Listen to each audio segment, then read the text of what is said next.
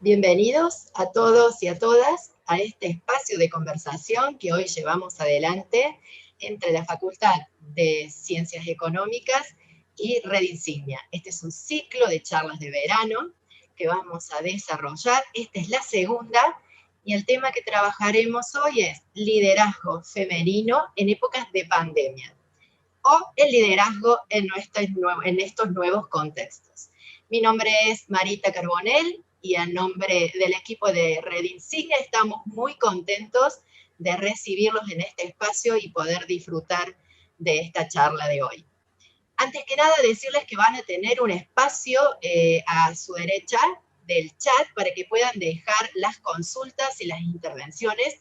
Luego nosotros las vamos a recuperar y poder responder, ya sea Flavia o el equipo de Red Insignia y la facultad. También ustedes han podido observar, mientras estaban esperando que comience esta charla, una serie de placas en donde le hemos contado cuáles son las actividades que llevamos a cabo entre la Facultad de Ciencias Económicas y Red Insignia. Allí podrán observar, estamos trabajando sobre cursos y entrenamientos en habilidades blandas. Algo tan importante y necesario en esta época, en estos tiempos que nos toca vivir, para habitar espacios con propósito, con respeto a la diversidad, que nos permitan liderarnos y también poder liderar esos espacios en donde nosotros nos manejamos y gestionamos. Es en este marco en donde la conversación con la licenciada Flavia Tello se va a realizar y también vamos a trabajar con el ODS 5, que es el ODS que trabaja sobre género, en los Objetivos de Desarrollo Sostenible de la ONU, principalmente en el 5.5, que habla de los derechos que tiene la mujer de decisión en los distintos espacios, tanto político, económico como público.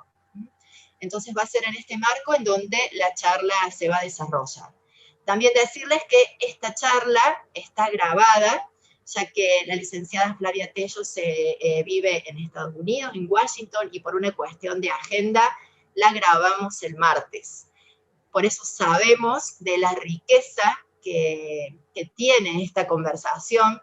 Flavia nos ha contado a partir de sus experiencias de una manera muy profesional y amorosa todas sus vivencias, tanto personales como profesionales, en el ámbito en donde ella se ha desarrollado, ¿no? En el ámbito público, de políticas públicas y a nivel del Estado.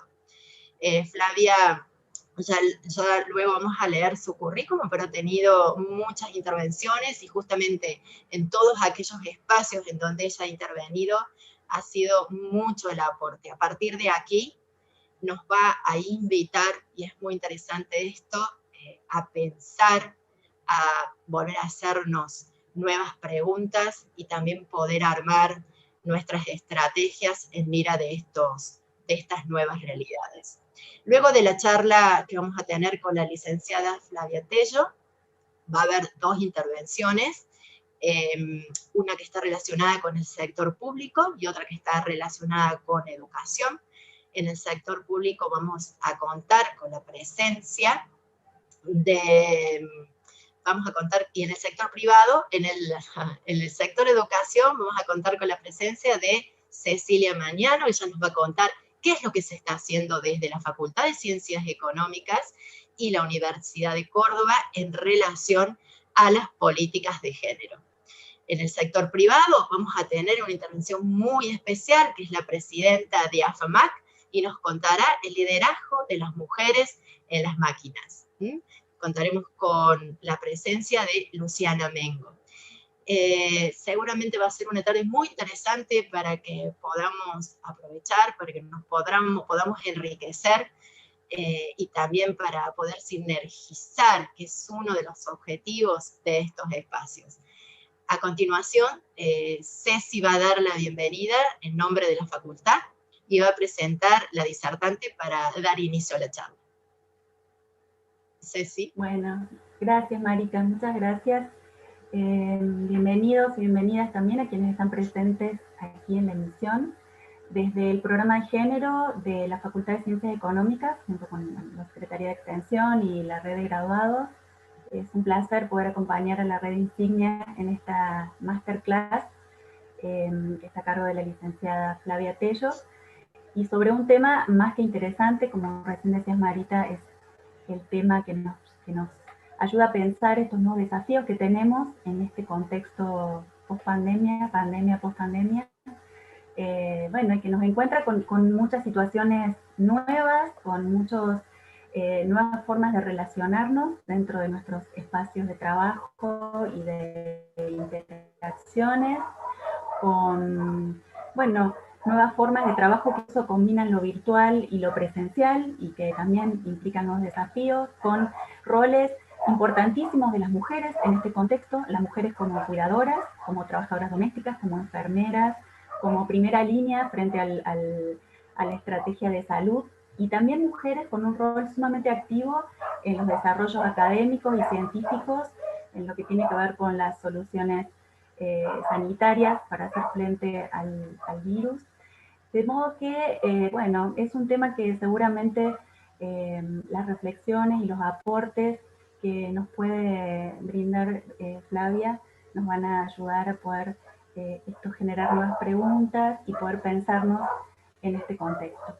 La licenciada Flavia Tello es una invitada de honor, una disertante de honor en esta masterclass. Es licenciada en Administración con orientación municipal, es máster en Dirección y Gestión Pública, máster en Género, Sociedad y Política, es directora del Gabinete Técnico y responsable de Unidad de Género de la Unión Iberoamericana de Municipalistas, es miembro fundadora y coordinadora técnica de la Red Iberoamericana de Municipios por la Igualdad de Género, es docente y conferencista en varios organismos internacionales de gran prestigio, como Flaxo o como ONU Mujeres.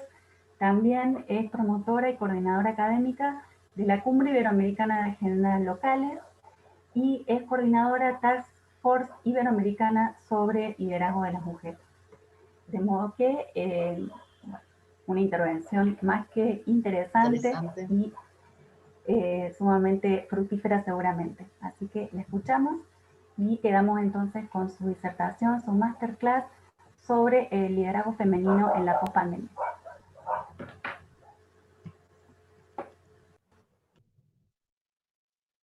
Bienvenida Flavia, es un placer tenerte, es un placer compartir nuevamente un espacio en común. Te damos la bienvenida, así que si querés presentarte.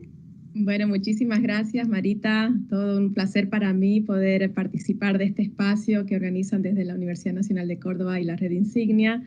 Agradezco mucho el honor que me hacen invitándome a ser parte de este ciclo de charlas de verano, aunque con mucha envidia porque yo estoy ahora en el norte, en Washington DC, que ayer nevó y hoy está un poco soleado y se supone que mañana va a estar un poquito mejor. Pero bueno, esto de que pueda participar de unas sesiones de verano me hace bien.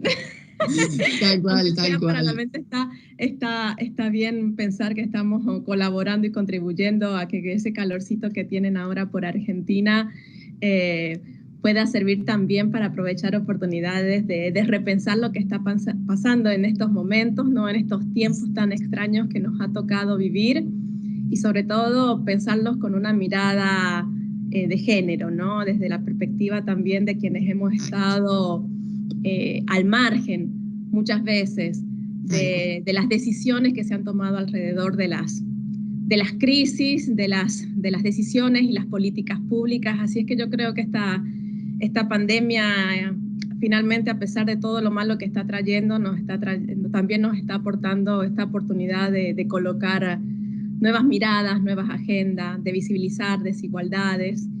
Y bueno, eso es lo que, si ya que me preguntaba sobre mí, eso es lo que durante muchos años ya he venido trabajando. Bien señalabas al comienzo, estuve en la Unión Iberoamericana de Municipalistas casi por 17 años trabajando en la unidad de género y como directora del gabinete técnico de la UIM, que es donde en algún tiempo tuvimos oportunidad de también tener alguna colaboración. disposición.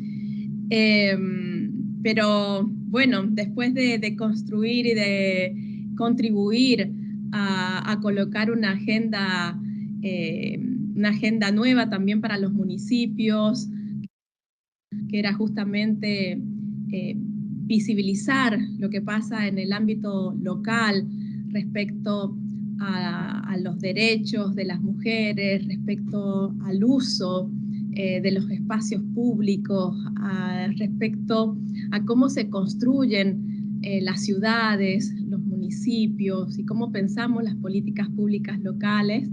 En definitiva, a mí me dio toda esa etapa un aprendizaje tremendo, porque no fui yo la que de alguna manera construí el espacio, sino fue gracias a la cantidad de mujeres que están en los espacios, en esos espacios de los municipios, de los territorios, que uno empieza a darse cuenta de las necesidades específicas que las mujeres tienen. Y bueno, de ahí te vas comprometiendo, ¿no? Es decir, a mirar las cosas de manera distinta, porque lo que me enseñaron en la universidad no es suficiente, y en esos tiempos todavía no tenía esa mirada, la mirada de género. O sea, señalabas, yo he estudiado administración municipal y después he hecho maestrías sobre gestión pública, una maestría sobre gestión pública local, pero no te están enseñando con un enfoque transversal sobre cómo pensar esas políticas públicas para los municipios, y las políticas públicas en general no te enseñan con propiedad cuáles son las distintas, las desigualdades que existen alrededor de las políticas públicas, que debemos decir no son neutrales al género, ¿no? Cada política tiene un impacto diferenciado en hombres y mujeres. Y ha sido todo ese recorrido a partir de la UIM el que también me llevó a las ganas y al entusiasmo y a la necesidad de ir un poco más allá y dedicarme a esos temas y explorar nuevos horizontes.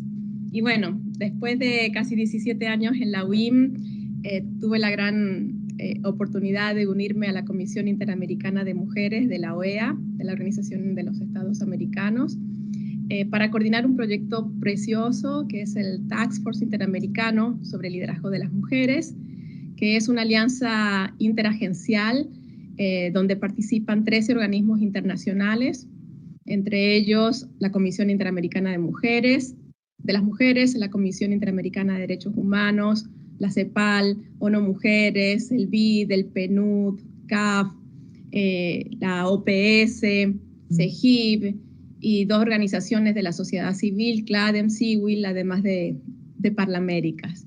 Como te podrás imaginar, un reto tremendo el tener que coordinar estas instancias que son ya de por sí organismos con un recorrido grandioso y de reconocido prestigio, ¿no?, en toda nuestra región, sobre los temas que están vinculados al desarrollo, a la democracia, y que en este caso en particular decidieron ponerse de acuerdo y dialogar más permanentemente y también aunar sinergias y articular los esfuerzos en relación al liderazgo de las mujeres, porque sí, nuestra meta es contribuir a que las Américas, los países de nuestra región, puedan ser la región en alcanzar el ODS 5.5, que tiene que ver justamente con lograr el equilibrio representativo en la toma de decisiones en todos los espacios de decisión para las mujeres. Y en eso estamos. Queremos hacer actividades que nos lleven a colocar esta agenda en los espacios claves de decisión, ¿no? Es decir, que no solamente, porque no es una cuestión que dependa de las mujeres, el liderazgo de las mujeres no depende solamente de las mujeres, y que las mujeres quieran liderar, y que las mujeres también nos digan no tienen ganas de participar en política, o las mujeres no sirven para los negocios. O sea, no, las mujeres tienen múltiples barreras que vencer, hay muchas desigualdades, el punto de partida no es igual para hombres que para mujeres, y justamente lo que estamos diciendo es que necesitamos acelerar los esfuerzos de múltiples actores para poder vencer esas barreras y que las mujeres puedan participar en ámbitos de decisión, en todos los ámbitos de decisión claves para el desarrollo de nuestra región, para la democracia, y que lo puedan hacer con la seguridad de que no tienen que estar justamente pagando extras por querer liderar, ¿no? Porque generalmente también advertimos que las mujeres tienen un costo adicional que pagar cuando deciden participar en política o cuando deciden ser profesionales o empresarias de éxito, siempre son juzgadas de otra manera distinta. Y justamente es lo que queremos revertir a partir de las contribuciones y las colaboraciones y estos diálogos entre estos organismos internacionales que forman parte del Task Force. Y en eso estoy, trabajando con estos organismos desde Estados Unidos, desde Washington, D.C., donde, como te comentaba, tuve la oportunidad de venirme a trabajar hace 2 años y medio. Y bueno, y con mucho entusiasmo, con proyectos en marcha y sobre todo también me gustaría contarte que la pandemia nos abrió también como oportunidades de trabajo que no avistábamos inicialmente y que al contrario, en algún momento pensamos como crítico a este espacio de colaboración y sin embargo esta crisis también nos dio una oportunidad que estamos reforzando a partir de esa nueva necesidad que visualizamos en el marco de esta pandemia y que es levantar la voz para decir y para exigir que las mujeres estén en la toma de decisiones para la respuesta en la mitigación de esta crisis. Las mujeres ya sabemos que son la mayoría del personal sanitario, que son las que están en la primera línea en los hospitales, que son las que están en la primera línea cuidando a los enfermos, a las personas mayores en las residencias, que son las que están además cuidando en estos momentos en el hogar, ante el cierre de los colegios, ante la cantidad de servicios que se han suspendido por esta pandemia, y son las mujeres las que están cuidando, y decimos sí, hay que reconocerlo, pero no queremos solamente eso, queremos también estar en la primera línea de la toma de decisiones, que es lo justo, porque si somos la mitad de la población, merecemos también estar en las decisiones que se toman y que afectan nuestras vidas diarias y las de las personas que nos rodean y con las que convivimos diariamente.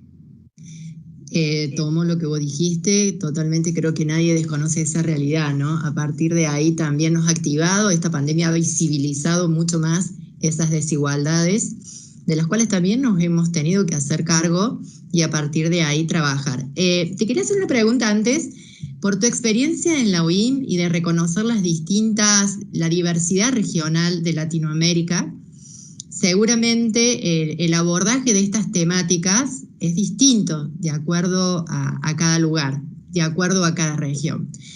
Me gustaría que hicieses como un recorrido histórico en la evolución de todas estas temáticas de género y cuáles estarían siendo hoy esas barreras a las cuales hacías referencia, por lo menos nombrar algunas, con la idea de sensibilizar sobre estos temas, ser despertadores, generar este pensamiento crítico a través de la incorporación de información y que a partir de ahí nos permita actuar. Bueno, me parece excelente empezar por este abordaje un poco histórico, ¿no? Porque a veces tendemos a olvidar lo que tuvimos que atravesar para tener los derechos que hoy disfrutamos, ¿no? Y sobre todo me parece importante que las mujeres, las jóvenes conozcan la historia de todas esas desigualdades, discriminaciones y de conquista de derechos que ganamos las mujeres gracias al feminismo también, gracias a ese movimiento feminista que colocó en la agenda social y más tarde en la agenda política esos derechos que en algún tiempo atrás ni siquiera eran planteados, ni se cuestionaban, ni las mujeres se lo cuestionaban, salvo algunas pocas que justamente fueron esas valientes feministas que salieron a hacer huelgas, a tomar las calles, a provocar también manifestaciones no siempre muy pacíficas. O sea, ahora nos admiramos de las manifestaciones que organizan los movimientos feministas en la calle y sin embargo las feministas de principio del siglo XX también tuvieron que hacer movimientos así revolucionarios en las calles para alzar la voz y visibilizar las desigualdades que estaban sufriendo. Y las mujeres, bueno, el feminismo nos ayudó a que las mujeres consiguiéramos el derecho al voto, y que no hace mucho, o sea, no hace ni siquiera... no hace muchos años, no hace ni 100 años que las mujeres conquistamos el derecho al voto. Y después de eso empezamos a conquistar el derecho a poder participar como candidatas, a ser electas. Y yo creo que ese fue como que el camino que fue abriendo la posibilidad de colocar las distintas agendas. O sea, esa participación de las mujeres en los espacios de decisión, el poder votar por quienes traían una agenda de gobierno que bueno, encajaba con nuestros intereses o que no encajaba, decir, bueno, estos no los voto porque no están colocando mis intereses o los de mi familia, mis necesidades específicas, poder votar, poder elegir a nuestros representantes y poder luego participar en esa toma de decisiones, inició todo una revolución de derechos. Yo creo que justamente el pasado siglo y el actual, más allá de estas grandes revoluciones que podemos contar en nuestra historia, como la revolución industrial, bueno, para mí la revolución más importante del siglo pasado y sobre todo de este es la revolución de los derechos, ¿no? De la conquista de derechos. Y sobre todo para las mujeres que justamente éramos las que estábamos al margen, al borde de todas las decisiones, al borde de las democracias. No éramos ni siquiera ciudadanas. Entonces, empezar a ser ciudadana, empezar a visibilizar nuestras necesidades, hizo posible que en las políticas públicas, en las tomas de decisiones, en las leyes, se empezaran a plantear temas. Fíjate qué rápido que perdemos la memoria, pero las mujeres no tenían derecho ni siquiera a la tutela sobre sus propios hijos en un tiempo. Ahora tenemos la tutela, tenemos el derecho a divorciarnos, tenemos el derecho a ir a la universidad, que no lo teníamos. O sea, bueno, nuestras abuelas no lo tenían y ahora nosotros gozamos de eso, de esos derechos, gozamos de derechos laborales que todavía no son totalmente igualitarios, porque todavía hay una brecha salarial muy importante. Hay mujeres que todavía trabajan empleadas de manera muy precaria, las mujeres trabajadoras del hogar que trabajan sin protección social. Hay un montón de discriminaciones que todavía persisten y de desigualdades, pero si lo comparamos con lo que pasaba hace 100 años, los derechos conquistados han sido muchísimos. Fíjate que en todo este tiempo, bueno, no hace mucho tiempo, hace 20 años, cuando las mujeres logramos visibilizar la violencia en ese tiempo doméstica, ¿no? El tema no era tratado como ahora. Fíjate el cambio incluso en el discurso, en la narrativa, en cómo se visibiliza la violencia hacia las mujeres y los feminicidios, ¿no? Antes eran crímenes pasionales y ahora son feminicidios. Ahora es violencia en razón de género por el hecho de ser mujeres. Y eso cambia totalmente la perspectiva, no solamente de la justicia, que es fundamental, sino también la perspectiva de la prevención, ¿no? Entonces, creo que hemos dado grandes pasos. Fíjate que también las mujeres, siendo parte de la toma de decisiones, han contribuido a que podamos conseguir, no de manera tan satisfactoria como esperaríamos, pero a conseguir también la institucionalidad de género. Es decir, estos mecanismos, estos ministerios o institutos de la mujer, llamen como se llamen, dependiendo del nivel estatal y dependiendo de la denominación que haya en los países, pero el poder contar con una instancia en la agenda política, en la estructura política que esté defendiendo nuestros derechos y que esté colocando presupuestos para nuestras necesidades específicas, para nuestros intereses estratégicos, es fundamental y se lo debemos a las mujeres feministas que han estado siendo parte de todos esos procesos y han estado colocando esos temas y lo han estado colocando aquellas que tuvieron y las que tienen la oportunidad de participar en la toma de decisiones, pero también han contribuido muy fuertemente la academia, las feministas de la academia, ¿no? Las académicas feministas que han contribuido a la generación de conocimiento, a la producción de conocimiento sobre todas estas barreras, sobre las desigualdades, y han permitido además visibilizar los datos, la evidencia, que eso es fundamental, el poder contar con datos sobre las brechas que existen, porque no es lo mismo decir sí, existe la violencia de género a decir, mira, es que en lo que va del año ya han muerto 40 mujeres a manos de los hombres, a manos de sus parejas por razón de género, por el hecho de ser mujeres. Entonces, el poder cuantificar lo que está pasando creo que ha dado un giro tremendo en la manera de comprender las desigualdades y vuelvo a insistir, y todo gracias, para mi entender, todo gracias a que las mujeres están en esos espacios estratégicos haciendo incidencia, visibilizando las desigualdades y muchas, no todas, pero muchas también abanderando y liderando esa agenda.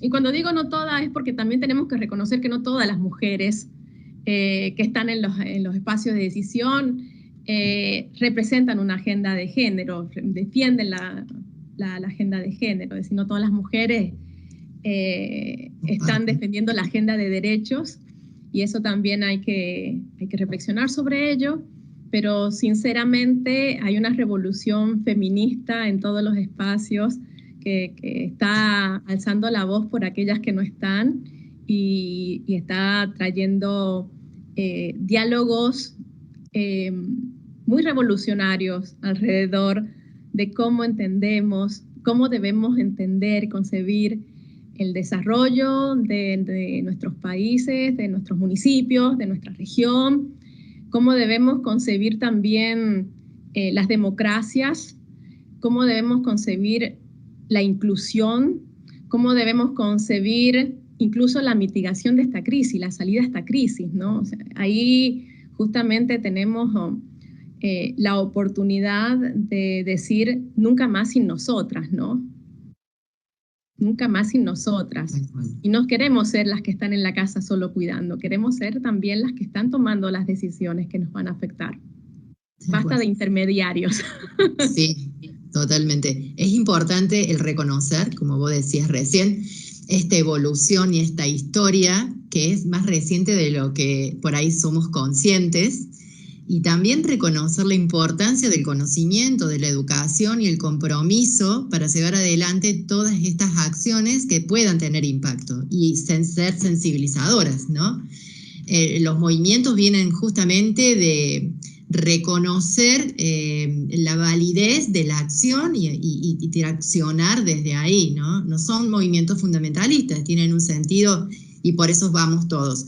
Una pregunta que se me ocurría mientras vos comentabas esto: ¿cómo están siendo las nuevas generaciones en relación a estos temas? Si bien todas las referentes son personas que nosotros admiramos mucho y que sabemos el esfuerzo y la lucha, y son personas ya de determinada generación, ¿cómo está siendo la nueva generación en relación a estos temas? ¿Cómo lo ves vos?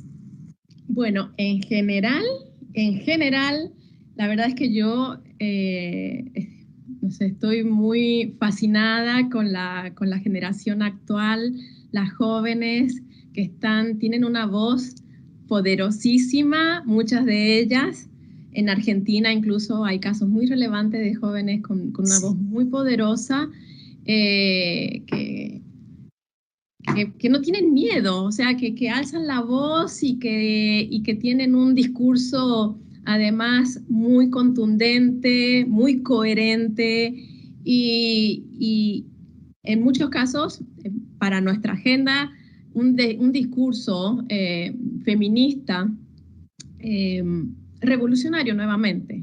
Me gusta usar la palabra revolucionario, pero en el buen sentido, ¿no? Es decir, cómo interpelamos, ¿no?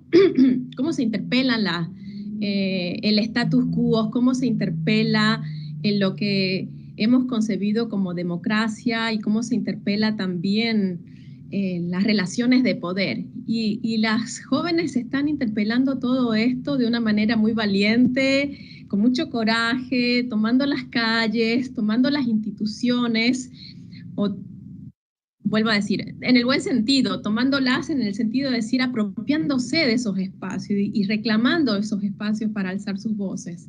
Y eso me parece admirable, admirable. Respecto a las generaciones de nuestras predecesoras feministas, yo creo que es importante y además se viene promoviendo ese diálogo intergeneracional, que me parece además una oportunidad de enriquecimiento mutuo, porque no solamente las nuevas generaciones tienen muchísimo que aprender de las luchas y de las lecciones aprendidas, de los aprendizajes que nuestras antecesoras tuvieron, que además a mí me encanta escuchar a algunas colegas feministas así más mayores, mis maestras, cuando te cuentan cómo se aliaron, cómo organizaron de manera, cuáles fueron las estrategias que usaron para colocar o posicionar un tema entre actores claves, qué tenían que hacer, ¿no? para poder ganar esas adhesiones a los temas que no eran tan populares en esos tiempos, y ellas te cuentan y te cuentan esas claves, esas estrategias que tuvieron, que nunca pasan de moda, porque finalmente las resistencias continúan, las resistencias a la agenda de derechos continúan, y muchas de estas experiencias pueden volver a ser tomadas para reactivar algunos espacios que uno quiere, que en estos momentos necesitamos activar para ganar las alianzas que necesitamos. Entonces yo creo que en ese sentido tenemos mucho que aprender. Las generaciones, mi generación y las que vienen, las de las jóvenes, respecto a esas grandes luchas y esas grandes conquistas que tuvieron nuestras predecesoras. Pero también creo que nuestras predecesoras y mi generación tenemos mucho que aprender de ese feminismo joven, que, como te digo, trae una agenda sin miedo, podríamos decir, una agenda sin miedo, una gran valentía para decir bien alto cosas que a lo mejor antes teníamos o éramos como más diplomáticas para interpelar, y sin embargo ahora las jóvenes interpelan de cualquier manera, porque también yo creo que en el fondo ellas pensarán, si no somos nosotras, entonces ¿quiénes, no? Y si no es ahora, ¿cuándo? Tal cual, sí. Por eso es importante estar atentos también, ¿no? Y poder apoyar, y la sinergia y los espacios como todos los que vos generás, y este tipo de espacios también para contar. Tomando un poco, tal vez podremos nombrar algunas de las barreras que vos considerás importantes hoy con respecto a esto que vos mencionaste al inicio, ¿no? De los derechos de las mujeres y las necesidades políticas públicas referidas a eso. ¿Cuáles son las barreras más fuertes con las cuales hoy nos encontramos ante estas situaciones? Bueno, de acuerdo a las barreras, para mí la barrera más grande con la cual tenemos que lidiar las mujeres es la división sexual del trabajo. Porque lamentablemente es un obstáculo que es el punto de partida para todas las desigualdades que después pueden venir. el hecho de que las mujeres hayan sido históricamente relegadas al ámbito privado, al ámbito doméstico, para hacerse responsables del trabajo reproductivo, del cuidado de los hijos y de las tareas domésticas, ha contribuido, por supuesto, a que los hombres no solamente ellos se quedaran con el dominio del espacio público, sino que además se acrecentaran en ese espacio, ¿no? Entonces, esa larga ausencia de las mujeres en el espacio público y en la toma de decisiones, en el ámbito, en el mercado laboral, ha contribuido a que tengamos desigualdades que todavía son importantes, son difíciles de desarraigar. Y para mí, como te decía, creo que la división sexual del trabajo es la principal barrera, porque es la que te determina, limita casi toda tu vida como mujer. O sea, te determina si vas a hacer, cuándo vas a decidir ser madre, te determina si vas a estudiar, si no vas a estudiar, qué carrera vas a elegir y que te posibilite compaginar tu vocación o tus ambiciones profesionales con tus aspiraciones familiares. Entonces hay mujeres que deciden, no, me gustaría ser, no sé, azafata, por decirte, pero dicen, no lo voy a hacer porque si no tendría que estar viajando todo el tiempo y también quiero ser madre o mi familia espera que yo sea madre y les dé un nieto. O hay mujeres que tienen la oportunidad de crecer profesionalmente y que postergan ese crecimiento profesional a causa de las decisiones que se toman alrededor de la maternidad o incluso de la propia responsabilidad frente al hogar, ¿no? Fíjate que yo me siento como muy afortunada también cuando tomé la decisión de venirme a Estados Unidos, porque mi marido me apoyó incondicionalmente y me dijo, bueno, vamos donde estén las oportunidades de crecimiento para vos, pero no, la mayoría de las mujeres no tienen ese mismo respaldo o ese apoyo por parte de las parejas. Incluso son más las mujeres las que tienen que relegar sus ambiciones o sus carreras profesionales a favor de las carreras de sus maridos. Entonces, creo que esto de la división sexual del trabajo y de lo que se espera de las mujeres frente a las responsabilidades familiares es determinante en el crecimiento personal, profesional o en el desarrollo político también, ¿no? Que las mujeres puedan llegar a tener a lo largo de sus vidas.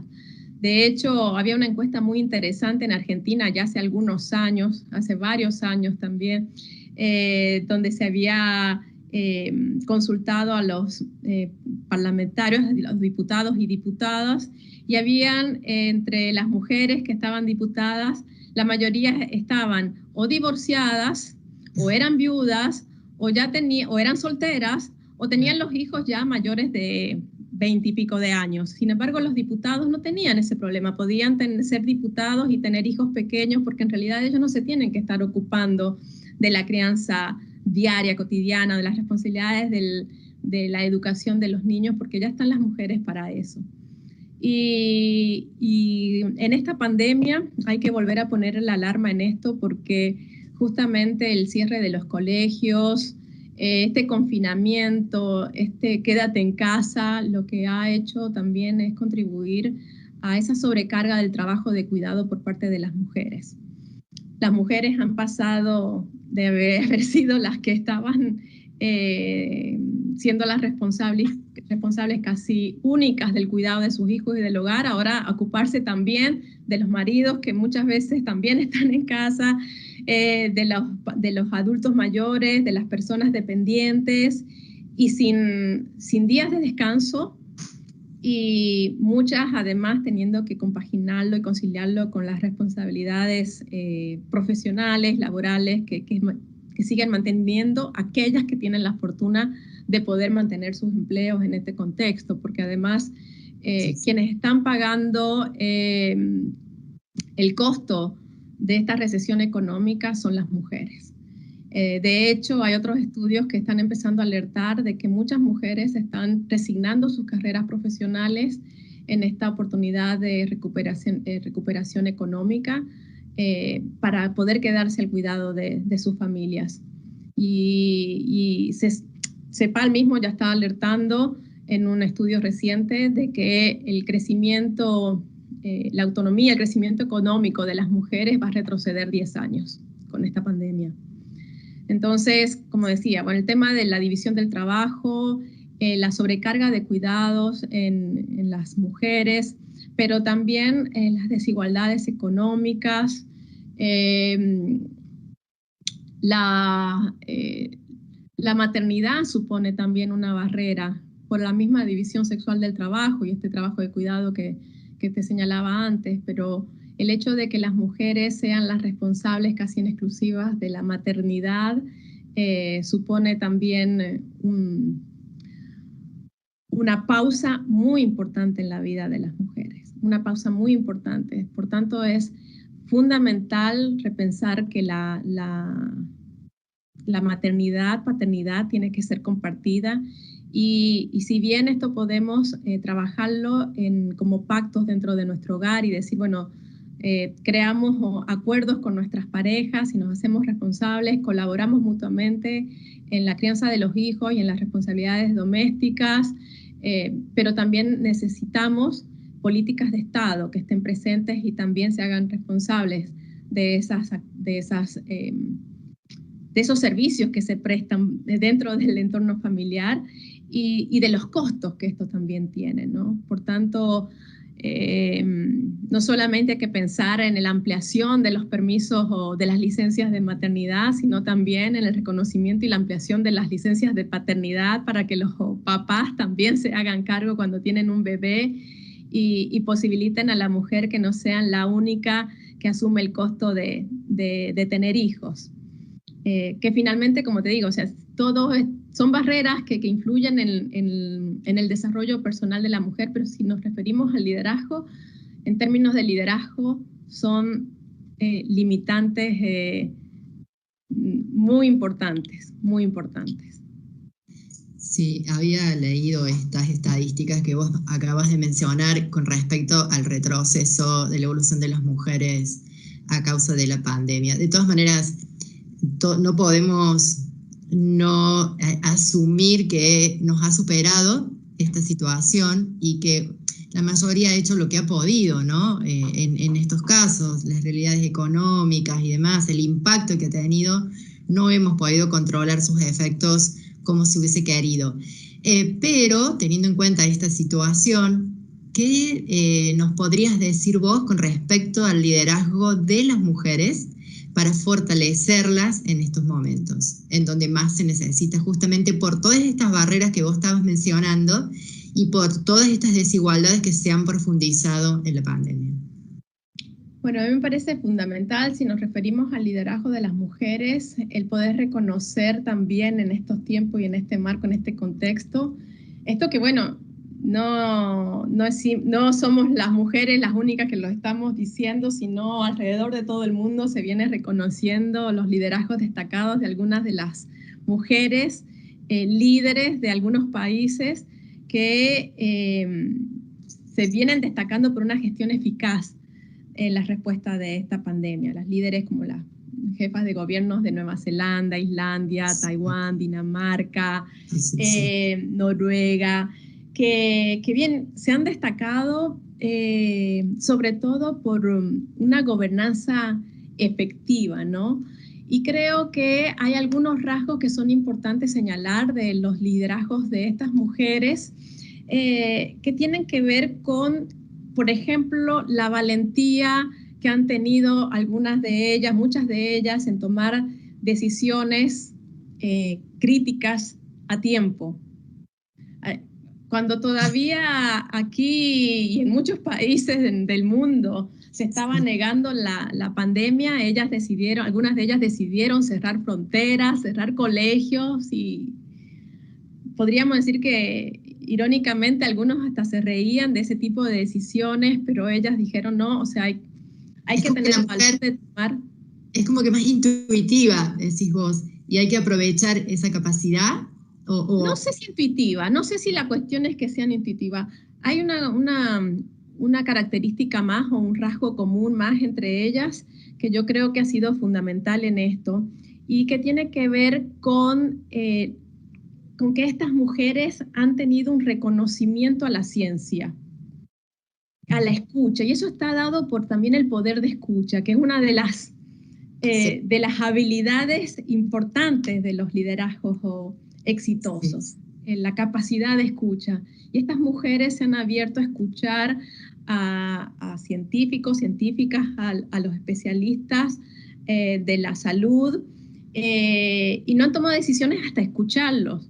Y esto es importante como destacarlo frente al negacionismo que hubo también alrededor del mundo, y que sobre todo ese negacionismo estuvo en la voz de muchos hombres líderes, ¿no? Sí, sí. Negar la pandemia, negar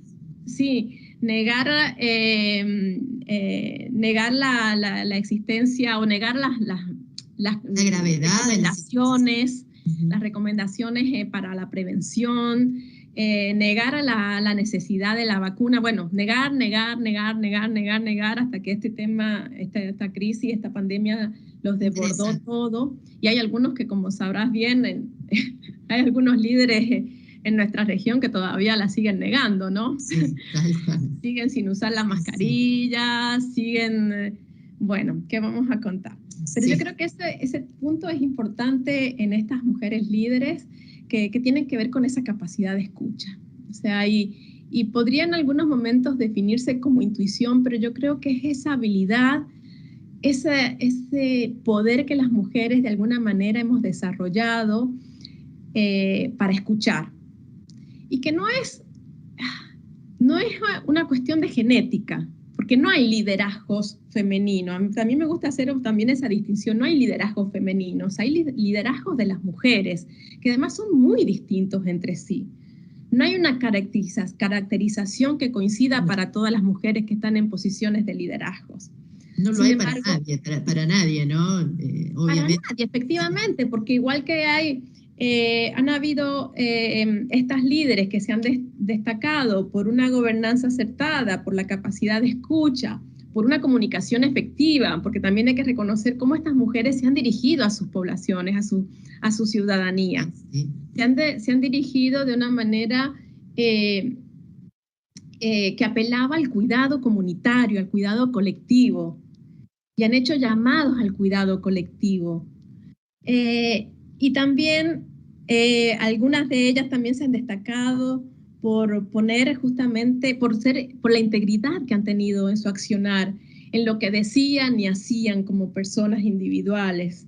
Y se han destacado también por poner, por supuesto, en este caso, la prioridad en la salud y en el cuidado. Pero hay hombres que también lo han hecho, o sea que no son rasgos femeninos, son rasgos del liderazgo exitoso. Y lo que ha pasado con estas mujeres que se han venido destacando es que han llamado la atención porque son mujeres. Porque no se espera que las mujeres puedan gobernar de manera exitosa.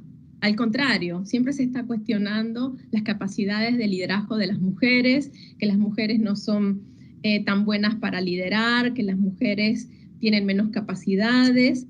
De hecho, una encuesta del PNUD señalaba que el 25% de las mujeres, en una encuesta, el 25% de las mujeres y el 28% de las mujeres y el 45% de los hombres opinaban que las mujeres están menos cualificadas para tomar decisiones, para asumir puestos de decisión, puestos de liderazgos. Y estos son los sesgos de género, ¿no? Los sesgos que hay alrededor de quién sirve para qué, cómo tiene que ser una mujer líder y qué tendría que ser un hombre líder. Y sin embargo son caracterizaciones que pueden circular entre ambos, no son rasgos de las mujeres. Lo que sí venimos a decir es que justamente esos valores del liderazgo exitoso que la ciudadanía, que la sociedad espera hoy de nuestros líderes, lo están teniendo las mujeres. Las mujeres se están caracterizando por esos rasgos que la sociedad espera actualmente. La sociedad espera que se les escuche. Ya no, antes quizás, décadas atrás, esperábamos que viniera un líder que nos iluminara con las respuestas, que tuviera la respuesta, la solución a nuestros problemas y que alzara la voz por todos. Y ya no funciona eso. De hecho, en el sector empresarial hace rato que se viene discutiendo cuáles son los estilos de liderazgo exitoso. Y justamente lo que estamos señalando diferentes estudios, aportes y la evidencia en la gestión de los problemas, de las crisis y de las oportunidades, es justamente el poder valorar aquellos estilos y rasgos que son más democráticos, que tienen capacidad de escucha, que son conciliadores, que son creativos, que tienen también el coraje, como en aquellos tiempos que también lo tenían, ¿no? Pero que ahora tienen un coraje distinto y que está más anclado en la autenticidad, donde la gente actualmente no espera la perfección en sus líderes, esperan la autenticidad. Y yo creo que las mujeres están en este momento trayendo una mirada revolucionaria porque traen una autenticidad a la que no estábamos acostumbrados, ¿no? ¿Cuáles son las características que tendría que tener un líder hoy, una líder hoy en el mundo? No, saquemos un poquito el tema de género, esto que estamos hablando, las características para una persona que desea o que está en la búsqueda del liderazgo o desarrollar su liderazgo. Está un poco relacionado con las habilidades blandas que vos habías comentado recién, en donde el puntapié inicial tiene que ver generalmente con esto del pensamiento crítico, el conocimiento, el pensamiento, el tratar de despojarse de los mandatos, de ser más objetivo al momento de ser receptor, de comenzar a hacernos nuevas preguntas. Así que ahí te dejo la pregunta. ¿Cómo? Como si fuese una receta sin que sea una receta. Bueno, en todo caso, yo creo, me gusta mucho lo de trabajar esto de las habilidades blandas, sobre todo pensándolas para mí misma, ¿no? O sea, en mi desarrollo personal y profesional he tenido que indagar muchísimo sobre eso porque uno necesita todas esas herramientas, ¿no? Necesita encontrar esas habilidades para poder superar los distintos obstáculos que te encuentras y comprenderlos sobre todo, por qué son importantes, ¿no? Y finalmente tiendes a comprenderlo cuando estás en la práctica, cuando estás en el terreno, sí, cuando te ves en la necesidad. Exacto. Algo de esto, ¿qué aplico acá? Sí, exacto, sí. Exacto. No, y sabes que además para mí ha sido como muy revelador el poderme descubrir en esas habilidades sin haberle puesto la etiqueta. Claro. ¿Qué quiero decirte? O sea, a veces cuando estás en ciertas situaciones y te frustras por distintas circunstancias o no puedes alcanzar aquellos objetivos o ciertas metas y hay alguien que viene y te dice, oye, pero es que eso que estás haciendo es una habilidad súper importante, es muy bien valuada por las organizaciones, porque no todo el mundo tiene esa capacidad, ¿no? De tener esa destreza social que a lo mejor uno desarrolló sin querer, desarrolló porque, bueno, te tocó vivir distintas experiencias, circunstancias. Es una naturaleza aparte, ¿no? Te sale naturalmente, suele suceder, sí. Exactamente. Entonces, bueno, a mí algunas de las habilidades blandas de las cuales te puedo referir, algunas aquí, fueron como muy naturales, muy forzadas, podría decirse, forzadas porque te las da la vida misma. Sí. Y uno tiene que salir al paso y desarrollar capacidades y destrezas sobre la marcha. Pero luego cuando sos consciente de que esas son habilidades y de cuáles son las habilidades que mejor valuadas, las más eficaces, es cuando empezás a trabajarlas un poquito más, ¿no? Cuando empezás a prestarle atención y a decir, ok, si esto es una habilidad y yo tengo de esta habilidad un poquito de desarrollo, ¿qué puedo hacer para desarrollarla un poquito más? ¿O dónde tengo que prestar un poco más de atención para potenciar esta habilidad o este interés que tengo en esta habilidad?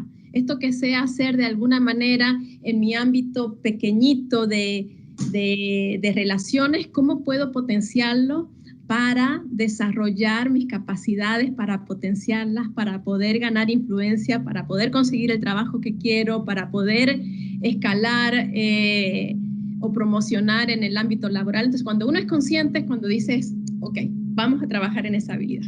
Bueno, y te cuento un poco ahora de las habilidades. Dale. Porque es cierto que muchas personas tal vez no reconocen estas herramientas, pero por eso es importante contar de qué se trata y cuál es el impacto que tienen en las carreras de las personas o en los recorridos que uno necesita hacer. Sí.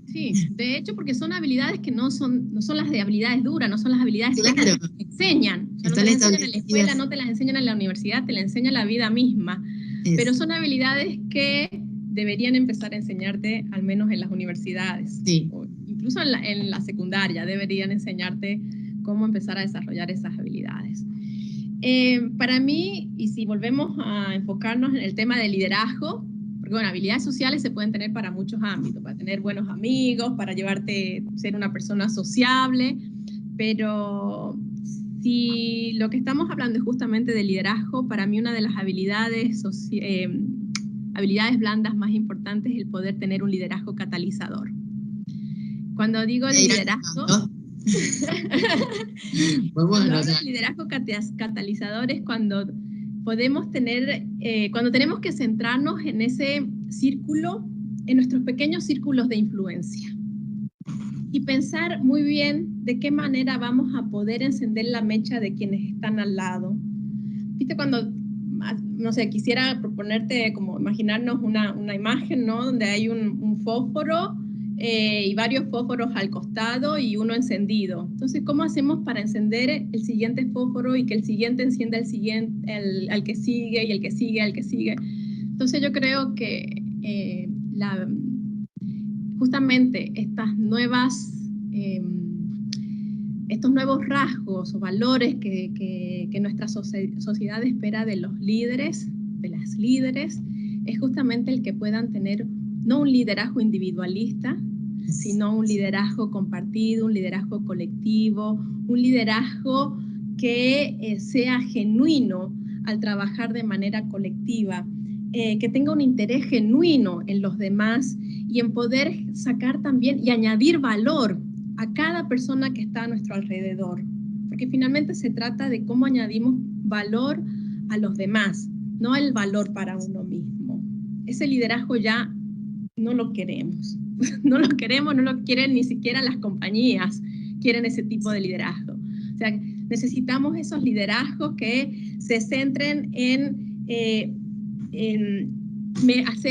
provocar esos círculos de mejora, ¿no? Entonces, pero para eso necesitas escuchar a los demás, conocer cuáles son sus talentos, pero también cuáles son sus puntos débiles, conocer cuáles son sus aspiraciones, saber también entender cómo podemos colectivamente tener un propósito superior que nos lleve a movilizarnos conjuntamente hacia una meta en común. Entonces, para mí esa es una habilidad blanda, para mí la fundamental en relación al liderazgo, ¿no? El poder tener un liderazgo catalizador. De hecho, hay un concepto muy interesante que es el liderazgo post-heroico, que Joyce Fletcher lo plantea como que el éxito del liderazgo ya no depende de un líder individual, sino de prácticas de liderazgo interrelacionadas, que son interdependientes, ¿no? Y si vos te imaginás, por ejemplo, un iceberg, ¿no? Que ya hemos visto por distintas imágenes, antes no lo podíamos ver, pero ahora ya sabemos por la fotografía que un iceberg tiene una puntita por encima de la superficie. Y es lo que se ve nada más desde afuera. Y tal vez un liderazgo podríamos reconocerlo como esa puntita, el líder, la líder, el que está ahí. Pero detrás de ese líder o debajo de ese líder, esa gran líder, hay un conjunto de interdependencias y de colaboraciones entre distintos actores que es importantísimo reconocerlos y darles la oportunidad de ser partícipes también de las decisiones y de las construcciones para colocar los distintos propósitos. El propósito en torno al liderazgo no puede ser solamente el de una sola mirada. Necesitamos trabajar miradas distintas para tener un liderazgo que dé respuestas más acertadas, más coherentes para todos y con la que todos y todas nos podamos sentir llamados a ser parte de esa misión, de esa agenda y de decir, sí, ese es mi líder, ¿no? Lo sigo o soy parte de su equipo porque creo, no solamente porque creo en lo que él, sino porque ella cree en lo que yo estoy defendiendo, promoviendo o necesitando. Esa es una de las habilidades. El concepto de colaborador, ¿no? Sí. Que reemplaza a lo de recursos humanos o capital humano. Hoy se habla de colaborador justamente por eso, y que la persona que está al frente como guía, que en este caso es el líder, tiene que tener tan claro y tiene que pasarle por el cuerpo también el objetivo con el cual están yendo como grupo, ¿no? Como equipo, como proyecto, como propósito. Sí, así es, totalmente. Y bueno, y sobre otras habilidades para mí en el actual contexto, cada vez más, y sobre todo a partir de esta pandemia, yo creo que una de las habilidades blandas más necesarias y que más deberían valorar mejor las organizaciones es la adaptación y la gestión al cambio. Me parece fundamental que las personas estén preparadas para navegar en la incertidumbre. En momentos de crisis, muchas personas reaccionan postergando o bloqueándose, paralizándose y dicen, bueno, no sé qué hacer, para dónde voy, qué hago. Y hay que saber lidiar con los cambios, hay que aprender a lidiar con los cambios, hay que aprender a aceptar justamente la incertidumbre y adaptarnos a esos entornos cambiantes. A nivel personal me pasó cuando empezó la pandemia, con el grupo de Task Force teníamos un plan de trabajo precioso para desarrollar un proyecto regional, y con la pandemia se vino todo abajo porque ya no podíamos hacer fundraising, porque ya no tenía sentido hablar del liderazgo de las mujeres cuando se estaba muriendo la gente, cuando teníamos una pandemia que no sabíamos ni siquiera cómo enfrentarla ni las consecuencias que podía llegar a tener, y las consecuencias estaban siendo muy alarmantes. Pero encontramos una salida y creo que fue también la oportunidad esto de decir, bueno, a ver, respira, Flavia, a ver cómo podemos salir de esto y proponer una agenda alternativa, de decir, bueno, si no podemos hacer aquello, ¿por qué no empezamos a alzar la voz y a decir, a exigir que queremos que las mujeres sean parte de la respuesta y de las decisiones alrededor de la respuesta frente a esta crisis? Y de ahí empezaron a surgir un montón de iniciativas. Yo no sé si has tenido oportunidad de ver un poco el trabajo que estamos haciendo desde Task Force, pero sí, lanzamos una campaña, tuvimos un pronunciamiento de todas estas agencias internacionales para pedirle a los estados que aseguren, garanticen la participación igualitaria de las mujeres en la respuesta a esta crisis. Lanzamos una serie de podcasts, hicimos una publicación con 25 historias de mujeres líderes que de manera anónima, o sea, son esas líderes de los territorios que están también contribuyendo y conduciendo iniciativas y respuestas críticas a la pandemia y que son necesarios visibilizarlo. Bueno, y alguna serie más de actividades que hicimos, pero lo que te quiero decir es que al principio fue muy confuso, fue muy frustrante encontrarnos con una crisis que desmanteló todos nuestros planes, pero para mí fue muy positivo tomarme un tiempo para pensar qué hacer, y no fue un tiempo, digamos, nos tardamos 2 meses para encontrar una respuesta o unas propuestas. O sea, en 2 semanas salimos con un plan de trabajo que nos ha llevado a reactivar y de una manera muy satisfactoria esta oportunidad de responder frente a esta crisis. Nos has dado una mirada a nivel personal de todas estas cuestiones que tienen que ver con las habilidades, cuáles son hoy los obstáculos que podemos mencionar como más importantes con respecto a género.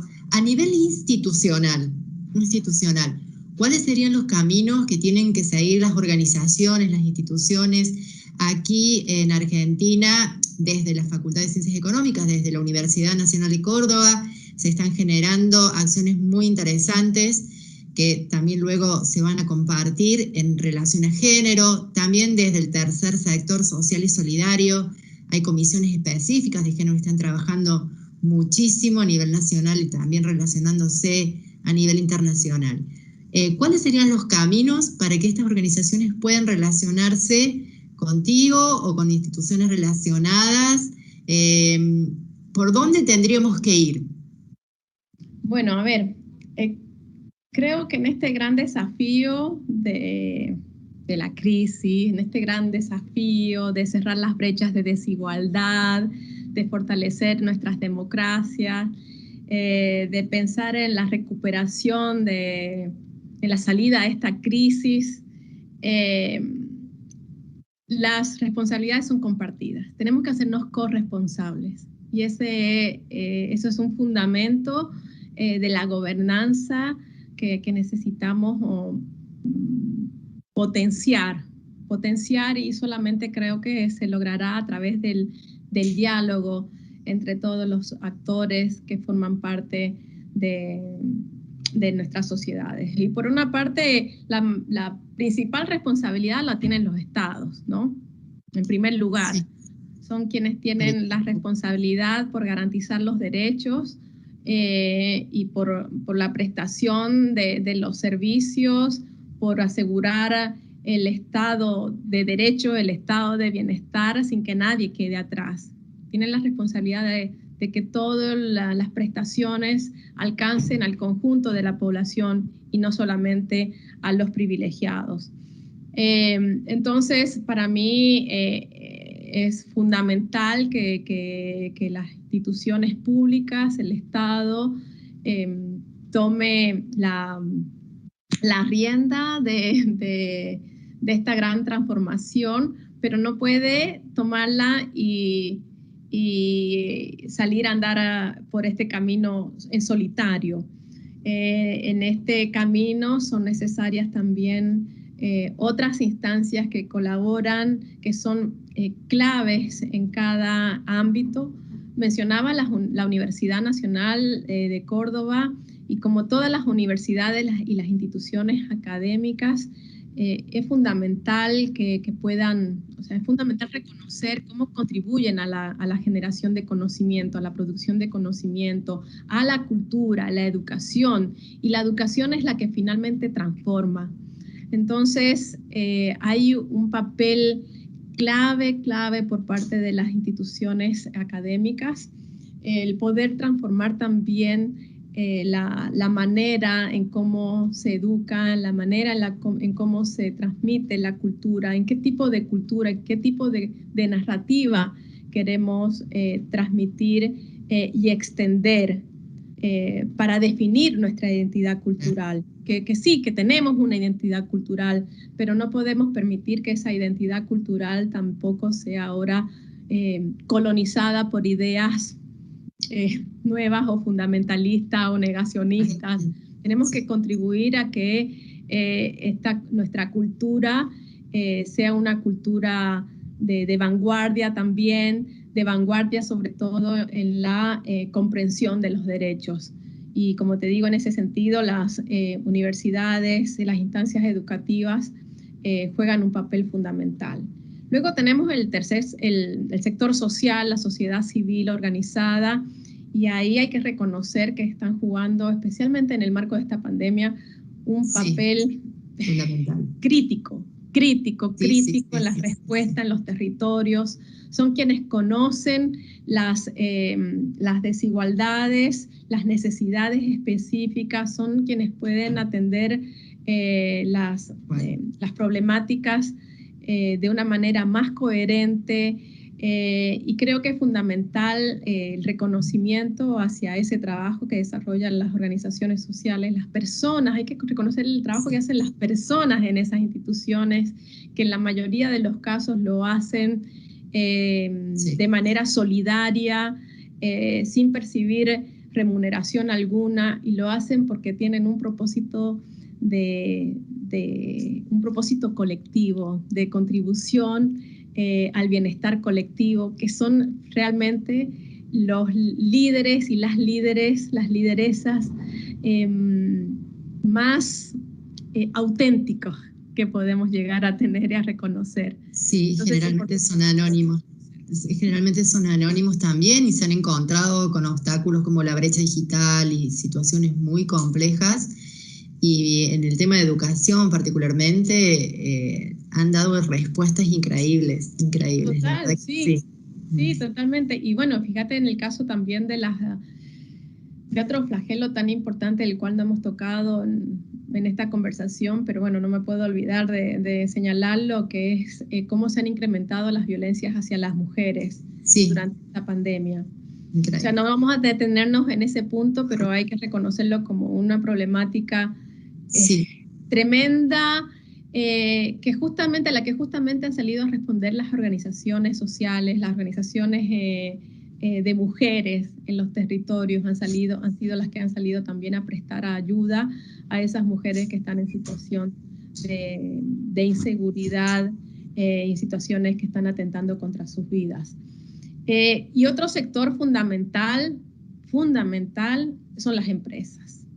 Las empresas tienen que hacerse responsables también de cómo contribuyen a estos cambios, de cómo también transforman las políticas laborales para hacer más justas las oportunidades, para hacer más justas las condiciones de trabajo, y justamente para las mujeres es fundamental que las empresas empiecen a tener una conciencia sobre las dificultades de las cuales estuvimos conversando, traen las mujeres, y que puedan ofrecer oportunidades a través de acciones afirmativas, podrían ser, pero sobre todo en el reconocimiento también de los talentos que las mujeres ya tienen, y no siempre que nos sigan viendo como las víctimas, las que no pueden, las que hay que regalarles la oportunidad porque son parte de la cuota. No, o sea, las mujeres están demostrando que tenemos talento, estamos demostrando que tenemos talento, que tenemos contribuciones importantes que ofrecer y que solamente esperamos tener la oportunidad de poder demostrarlas. Y bueno, hay varios sectores, pero el otro que no me quiero olvidar son los medios de comunicación, que son tan claves para la cultura, casi tanto, bueno, no sé si casi tanto como para compararlo con las universidades, pero en estos tiempos donde los medios de comunicación influyen tanto en el pensamiento de nuestras sociedades, creo que tienen que asumir una responsabilidad de un aporte más coherente, más responsable, con los temas de nuestra actual agenda, con el respeto a los derechos, con la visibilización también en el caso de las mujeres líderes sobre sus contribuciones y sobre todo con la eliminación de los sesgos que pueden ser de género, que pueden ser sesgos raciales, que pueden ser sesgos de clase, y creo que es fundamental que cambien ese chip que muchas instituciones, que muchos medios tienen anclados, ¿no?, sobre la idea, la errónea idea del periodismo fácil o de la prensa rosa o del o de cómo llamar la atención sobre temáticas que necesitan ser transmitidas, informadas con seriedad y con conciencia, sobre todo sobre los temas que se están discutiendo y abordando. Si querés hacer una reflexión final después de esta hermosa conversación, creo que hemos ido por todos lados. Muy rico, muy interesante. Bueno, no sé, como un mensaje también un poco para las personas que están en la oportunidad de tener posiciones de liderazgo, pero sobre todo para las mujeres que están en esas posiciones de liderazgo, es invitarlas a como que se pregunten de qué manera quieren trascender, ¿no? De qué manera piensan dejar huella y cómo creen que podemos hacer la diferencia, ¿no? A través de estas oportunidades que nos ha dado la vida de participar en instancias estratégicas, sea de decisión, sea de coordinación, bueno, cualquier espacio que nos esté dando la oportunidad de alzar la voz y de liderar algún proceso. Creo que es importante que reflexionemos sobre cómo queremos trascender, cómo queremos dejar huella, y en ese sentido lo que quisiera señalar como reflexión final es que el liderazgo se basa en valores que se realizan a nivel personal, pero que se promueven a nivel colectivo. Y el liderazgo, para trascender, precisa de poder conectar con las otras personas. Es decir, no hay liderazgo trascendental si no estamos conectando si no estamos conectando con otras personas. Se trasciende a través de las personas. Entonces, así como te decía hace unos minutos atrás, no es pensar yo quiero ser el líder sino pensar en cómo podemos hacer de que esa persona necesite que yo le acompañe o que yo lidere sus necesidades. Es pensar, ponernos en la expectativa de los demás, de quienes nos siguen, a quienes queremos liderar, sobre sus necesidades y no sobre las nuestras. Yo creo que esa es la clave en la que tenemos que pensar cuando no sé, nos planteamos de qué manera voy a liderar, de qué manera quiero trascender, y es pensar en las personas que nos rodean, cuáles son sus necesidades, escucharlas de manera genuina, ¿no? Escucharlas de manera genuina y tener compasión, desarrollar esto que se viene planteando como la compasión, que no es la compasión esta de, ay, pobrecito, necesito ayudarlo, sino es decir, una compasión genuina de decir, ¿qué puedo hacer por ti? Y cuál es el compromiso que yo puedo asumir para hacer algo por esto que te está pasando, por esta necesidad que tienes en tu vida, y que justamente en términos de liderazgo, ya sean los liderazgos sociales o políticos, tiene que ver con reconocer esos grupos, esos colectivos de personas con las cuales uno se siente afín y asume un compromiso frente a ellos. Los grandes líderes o las grandes líderes de nuestras historias se han caracterizado por abanderar un propósito por sobre todos los demás. Y ha sido ese propósito el que justamente ha traído esas necesidades de un colectivo para el cual ellos han decidido dar el paso y afrontar el liderazgo, alzar la voz y jugársela en nombre de esas personas que están confiando en la voz de ellos o de ellas. Entonces, la idea final con la que quiero terminar es esto de decir que pensemos en cómo queremos trascender y que cuando pensemos en eso de decir, ser conscientes de que trascendemos a través de las personas.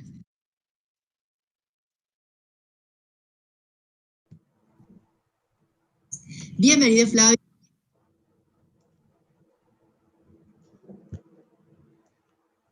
Bueno, hemos podido compartir la charla con la licenciada Flavia Tello. Todos coincidimos que ha sido muy enriquecedora, nos ha transmitido muchas experiencias y conocimientos Así que muchísimas gracias, Flavia, sé que nos estás escuchando en este momento seguramente. También recordarles, antes de pasar a las otras actividades, los cursos de reinsignia que ustedes pueden encontrar en la Facultad de Ciencias Económicas comienzan en abril y comienzan en marzo. Allí van a tener toda la agenda del inicio de estos cursos y entrenamientos. La próxima intervención, la próxima charla va a ser el día 10 de marzo a las 18 horas sobre el tema de habilidades blandas y negocios. Ahora vamos a tener la posibilidad de también participar de 2 masterclass. Ustedes van a tener los enlaces, seguramente lo han pasado los chicos, para el acceso a esas masterclass. Son 2, una con Luciana Mengo, presidenta de AFAMAC, sobre la mujer liderando máquinas, y otra con Cecilia Mañano, que aquí la tenemos presente, sobre universidad y género. Así que también los invitamos a que puedan ver esas charlas. Va a estar también disponible más allá del día de hoy, porque son grabaciones que luego los vamos a subir en los canales tanto de la facultad como de Red Insignia. Le damos la despedida a todos, ha sido un placer, y Ceci, te dejo para que digas tus palabras finales. Bueno, gracias Marita, coincido en que fue muy interesante, muy pertinente para pensar este contexto de pospandemia. Estuvo muy bueno el paneo general por bueno, las distintas dimensiones que tiene esta cuestión de la desigualdad y cómo eso se vincula también con las consecuencias de la pandemia. Y me parece que esas reflexiones finales con relación a los distintos actores institucionales también nos da pistas para poder seguir trabajando desde la universidad, en los espacios académicos y en estas vinculaciones con otras organizaciones.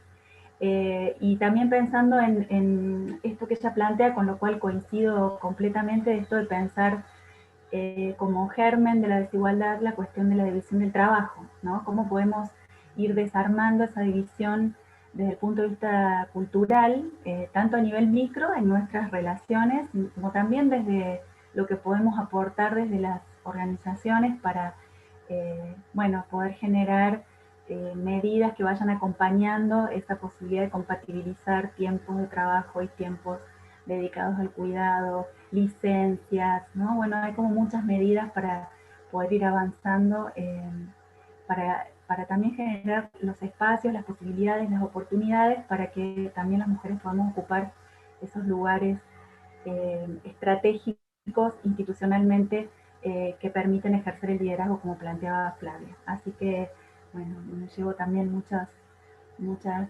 reflexiones para seguir pensando y para seguir haciendo desde el programa de género. Así que muy agradecida a ustedes. También es muy importante entender que el ODS 5 nos brinda guías para abordar estos temas. Es un punto de partida para empezar a indagar, investigar, y a partir de ahí ver qué instituciones están trabajando puntualmente sobre cada temática, el contacto, la sinergia, y poder también trabajar en eso, ¿no? Estos espacios justamente se generaron para eso. Ceci, ¿querés contarnos? Sé que en la charla después vos te vas a explayar y vas a comentar todo esto, pero cómo se trabaja, cómo se gestiona desde la facultad y cuáles son los canales para acceder a lo que se está haciendo desde la facultad. Más que nada eso, ¿cuáles son los canales? Bueno, las actividades del programa siempre se difunden a través de la página web de la facultad, que bueno, es de libre acceso, a través de las herramientas de comunicación que la facultad tiene, a través de las redes sociales, fundamentalmente Instagram y Twitter. Las actividades están permanentemente difundidas por esos medios.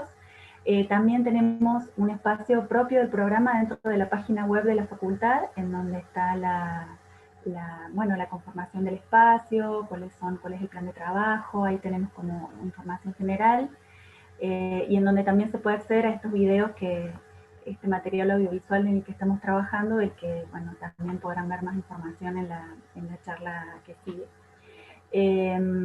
Ese espacio está dentro de la página de la facultad, dentro de la Secretaría General, que es del área de la que dependemos. Así que bueno, esas son las vías y los caminos para poder estar atentos y atentas. Pero básicamente a través de las redes, para quienes no están vinculados directamente con la facultad, a través de las redes es como el canal más directo y más accesible para poder ir enterándose de las actividades que vamos haciendo del programa. Bueno, llegamos al final de la jornada, ahora los dejamos con las 2 masterclass para que puedan disfrutar también y empezar a crear nuevas estrategias en estos nuevos escenarios. Muchas gracias, ha sido un placer estar con ustedes.